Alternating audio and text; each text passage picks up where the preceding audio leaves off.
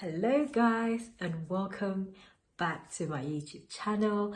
Thank you so much for coming back. So in today's video, we're going to talk about all things property, and we are going to address the steps that I took in buying my property.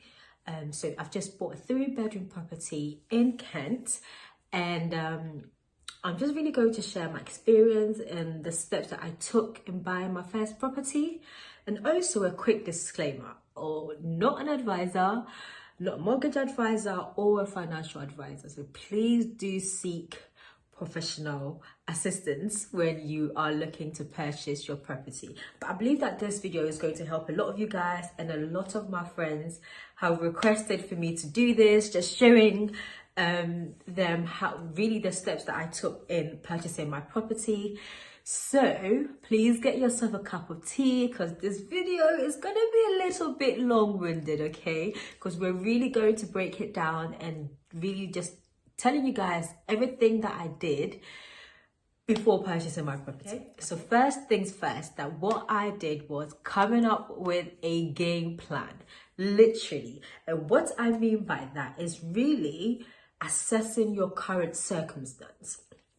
Because in buying a property, you need money, you need to save, you need a deposit, okay? And in order to genuinely save and ensure that you have your deposit, which at least 5 to 10% deposit, you need to really sit down and assess your circumstance. A lot of people don't do that, and then they set targets which are really not foreseeable, or they can't actually meet that target, that saving target that they've set for themselves. So it's really important. I cannot stress this enough, guys, that you really sit yourself down, have a little notebook or something, which I've always had, writing down my income, my outgoings, how much money I'm gonna have left at the end of the month. Because when I started saving, I was renting, so I was paying rent, and as well as everything else, obviously taking care of myself.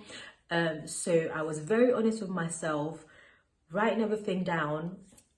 Once you're actually honest with yourself, it makes it easier. You are actually following what you have set for the target and the goal that you have actually set for yourself. Because if you're, let's say, over ambitious with what you want to save, and then at the end of the month you really can't save, it's not going to be effective. So like I said, come up with a game plan, sit down and be honest with yourself, structure your finances, write everything down, and then see how much at the end of the month you can literally save, okay? That would be very effective, and it will be very structured, because you don't want to save £1,000 this month and then maybe 50 pounds the following month. Just make sure there's a trend, there's a structure, and you're happy with that. Obviously, ensure that you can also live on whatever money that you have left. That's very important. So secondly, credit score, okay? Credit score is so important. Don't let anyone tell you that it's not important, because ultimately your lender is going to do a credit check, and if your credit score is not good, they're not really going to give you a mortgage, are they? So honestly, what I did, I knew I wanted to buy a property. I mean, I've always had it in my mind that I want to buy my property. So once I had that idea in my mind, I literally went to my credit score, and I think it was fair at that time. And I might do a separate video if you guys want it, just showing you guys how I really built my credit score. And right now my credit score is excellent. So you can really do it. And one thing, if you're a young person watching this video, what I would really advise is to please ensure you pay your phone bills, because those little things can mess up your credit score.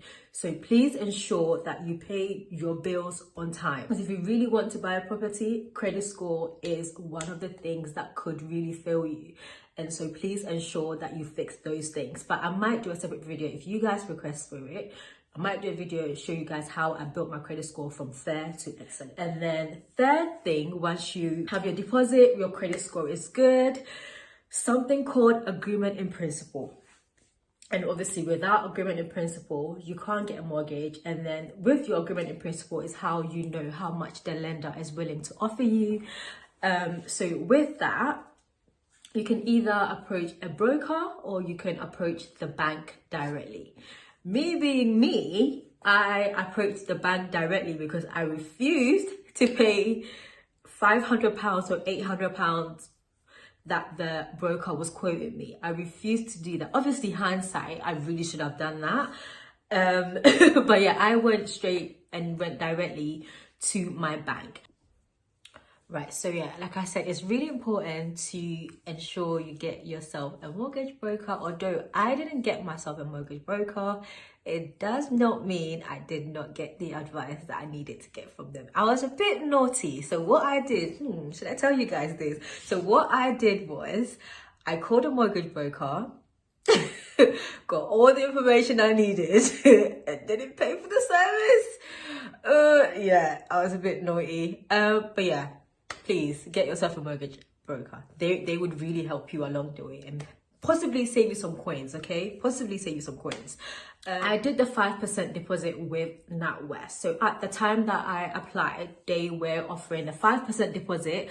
Although I did have my 10%, I wanted to have a bit of money left, so I went with NatWest and I applied for my 5% deposit. So I'll tell you how that works. So in terms of how the lender decides, right, so in order to get a mortgage, there's something called multiplier. So what that means is that the bank takes what you earn and then they will multiply that by 4. So let's say you're on a salary of £30,000. The bank or the lender will multiply that by 4, which I believe is about £120,000.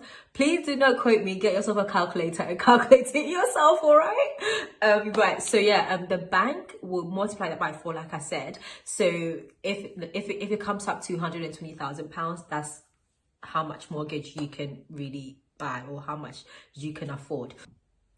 Right, so now we're on to the 4th stage. So at this stage, you already have your deposit, you've got your agreement in principle, and you're now going to start searching for where you're looking to obviously buy your property. This stage, once you see a property that you want to see, obviously you call the estate agent and you go down there to view the property. This is very important. Please try and build a really good relationship with the estate agents. Once you do that, because for me, that's what I did. I really built a good relationship with him because I met the same estate agent twice, which was, I think, it was good for me. So at that moment, I made it very clear that I really wanted this property. I put in an offer a little bit over the asking price, and I said to him, look, I really want this property. If anyone puts any offer above mine, please give me a call and I'm going to make sure I give a better offer. So, you know, having that good rapport with them, he obviously said yes. Normally they wouldn't really listen to that, but he actually said yes to me, which was quite good. Obviously, if you really want the property, you have to put in an offer. At this stage also, the estate agent will try and persuade you to put in an offer way above maybe what you originally intended. So please stick to what you want to do. The offer that you want to put down, stick to that and don't let the estate agent sway you. I'm going to put this video to an end here, and I'm going to do another video and we're going to talk about figures, numbers, money, how much my property is actually worth, how much I saved and everything. Please come back and then we will discuss all the hidden costs in buying a property in my next video.